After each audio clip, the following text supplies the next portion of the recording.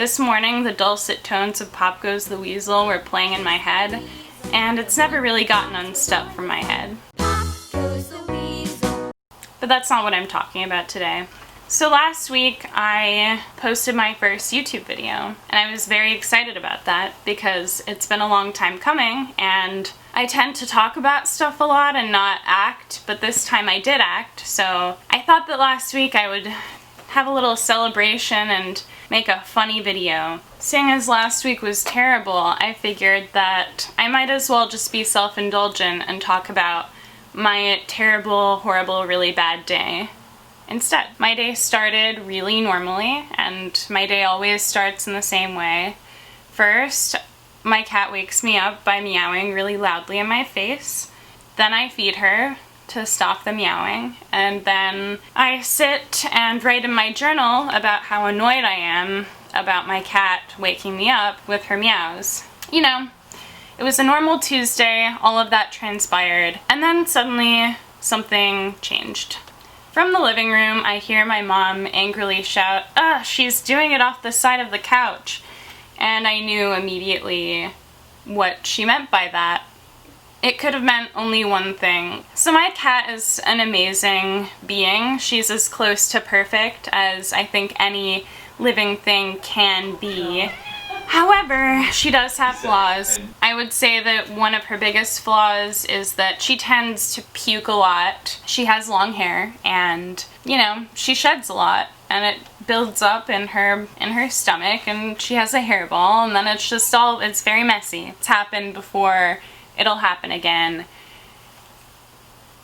It's just a fact of life. I ended up feeling pretty guilty because I didn't get to the mess in time, and my mom ended up having to clean up the vomit for me, and it was very gross. It was just like freshly regurgitated Fancy Feast. Very dense stuff.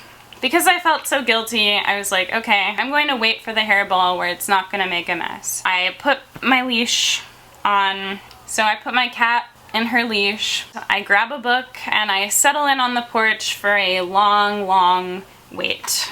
Eventually my cat does puke again, but there's no hairball. And I'm like, huh, that's kind of weird. And so I continue to be outside, and I'm like, okay, you can like puke anytime now. You can get rid of it anytime now. And after about an hour, it becomes clear to me that maybe it's not a hairball. But I still have that hope. I'm like, I hope this is something normal that can be resolved just totally normally and not expensively. So I go and I take her into the bathroom, and I wait in the bathroom with her. And she starts to hide behind the toilet and hide in the cabinet and hide all over the place, hide under the rug. And I'm like, oh no, what if she's looking for a place to die? And because I had this horrible thought in my head, I'm like, okay, maybe it's time to freak out now. And I Googled, why is my cat puking? I found exactly what you would expect to find, which is incensed pet owners saying like, and I'm like, okay, my vet's like 500 miles away, or my cat's vet's 500 miles away. I don't go to the vet. My cat's vet's 500 miles away. I don't really have that much money. I really hope this resolves itself. And so in terms of diagnostics, what I found was like, your cat could have kidney failure, acute kidney failure, liver disease, cancer, maybe she ingested some poison. What else? Oh yeah, maybe she ate something and now she's going to become obstructed and will be unable to eat and will die of dehydration. And I'm like, none of this sounds good. I'm just sitting here hunched over my bed. My cat's crouched on the floor, clearly not feeling super good, and I keep offering her little treats and water, and then like an hour later she'll projectile vomit those treats and that water, and I'm like, oh no, all the hope I have had is gone. And I kept getting this pit that was deepening in my soul, really. And I just was like, I don't know what to do. Like, this is not good. She can't hold down food or water. She keeps puking constantly. And behaviorally, she was getting worse all day. It went from, I'm meowing and happy because you're making me go outside, not happy, unhappy, to I'm super lethargic and I won't even look at my toys and, you know, I look like I'm looking for a place to die. So I'm getting kind of nervous by this point. And at about 6 p.m., 6 p.m., I have cleaned up about 10 piles of puke, and by this point I'm like, okay, it's probably not a hairball, it's definitely not a hairball, and so I tell my family, I'm really concerned about this, what do you think we should do? They're like, well, maybe call a vet. So my sister was kind enough to call a vet for me because I'm a coward and I don't like to talk on the phone because I get like nervous about not making any sense. So she calls and they're like, it sounds like you should bring her into a vet. Is she a current patient? Has she been here before? And we're like, no, we actually live in New York usually, but we're here. And they're like, sorry, we're not accepting new patients.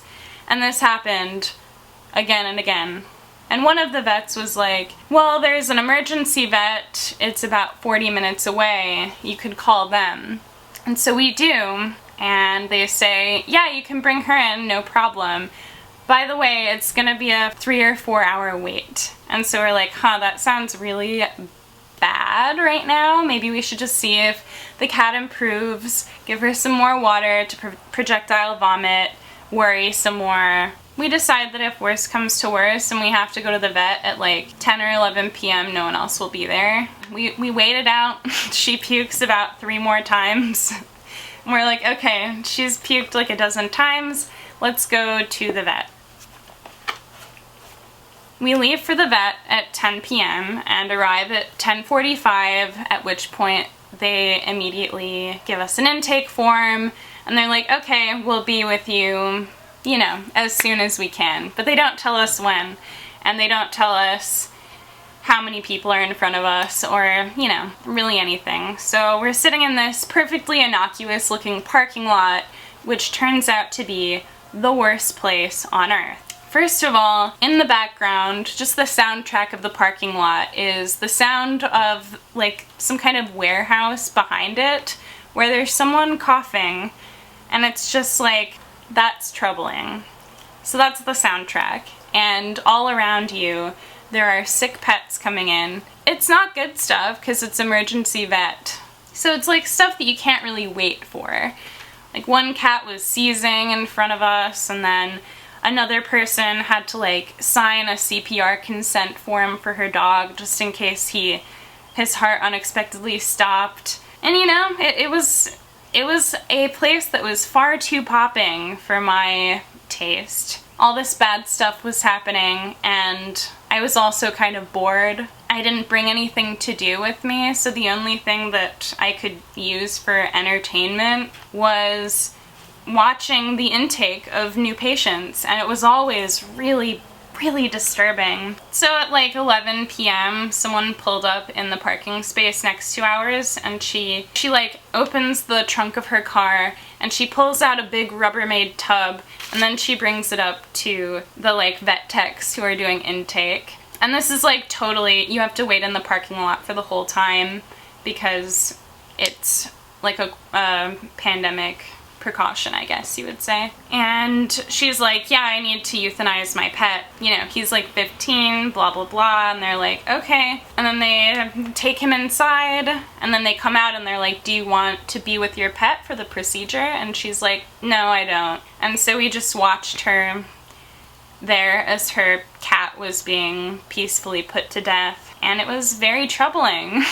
And I was like, huh, I didn't expect to see like a cat being brought in for euthanasia at 11 p.m. on a Tuesday night at the emergency vet. Then an hour later, at midnight, a couple pulled in. They seemed kind of tired, and they came up to the vet tech and they were like, we have a Bichon with us. He's been puking and we want to put him down. Another euthanasia the same night. My God. They bring up this dog, and I have no idea whether the dog was healthy or not, but he seemed alert. and then he died. My suspicion is, and maybe I'm just being a cynic, but my suspicion is these people just didn't want to clean up puke anymore. So, yeah. I had to witness 2 euthanasias. It was really a hot spot for euthanasia on a Tuesday night. Maybe that's the social event. Who knows? You know, it just didn't set a good tone. And I convinced myself, maybe I'm in hell and this is my eternal damnation. Like, this is the torture that they've decided for me, is I have a sick pet that I'm really worried about, but I'm simultaneously really bored and watching really disquieting things happening all around me. That sounds about right. And as the hours drew out, I became more and more convinced of this as a possibility, because it's just like, okay, hour 1, you're like, you know, I expected this. Hour 2, you're like, okay, this is getting kind of long, and I would expect that they'll at least give us an update or tell us when she's gonna be taken in. And hour 3, you're like, maybe I'm in hell. Finally, in the middle of hour 4, I think it was 1:30, they said, okay, we're ready to have her brought in. And I'm like, great. And so I bring her in, and we don't hear anything from them for an hour. I'm like, God, what if there's something really bad happening? They decide to do blood tests and an x-ray to see if she's been poisoned or has a blockage or something. So the vet calls back, and the vet calls at like 3 in the morning, and they're like, the levels of whatever in her blood like seem pretty normal. She doesn't seem like she's poisoned.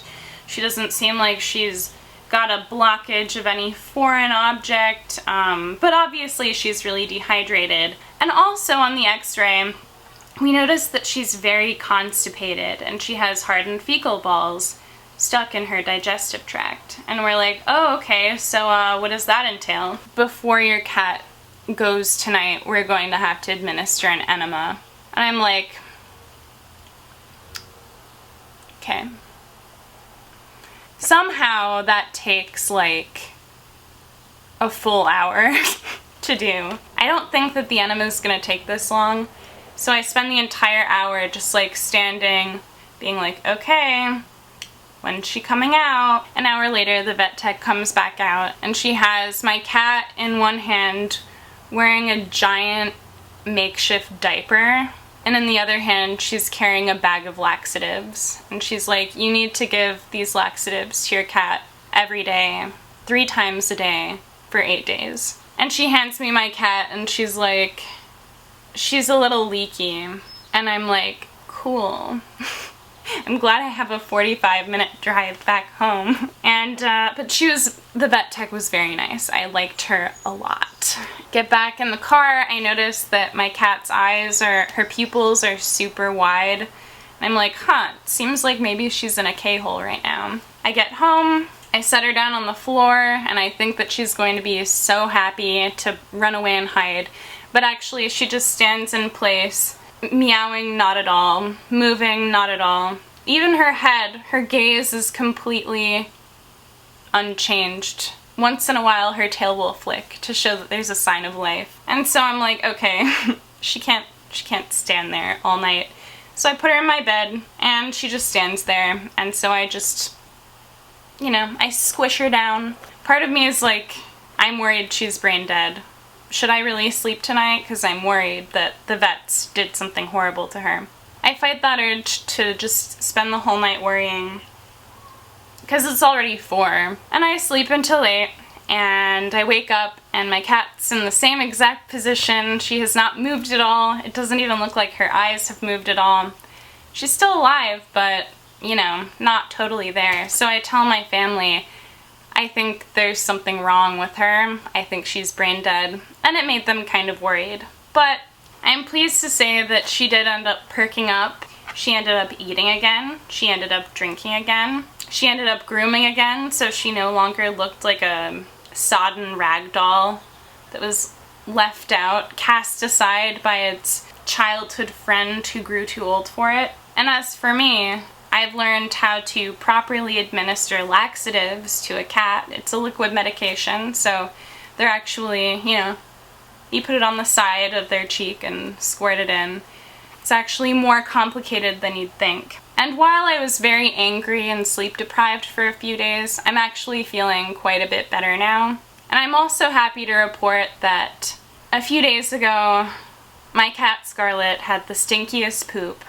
It was so smelly that it stunk up the entire first floor of this house, and it lasted for 2 hours. I have to say, I never thought that like smelling something so bad would give me such a relief, but I am a changed person after this experience, and I don't even know if I can return to who I once was. Thank you.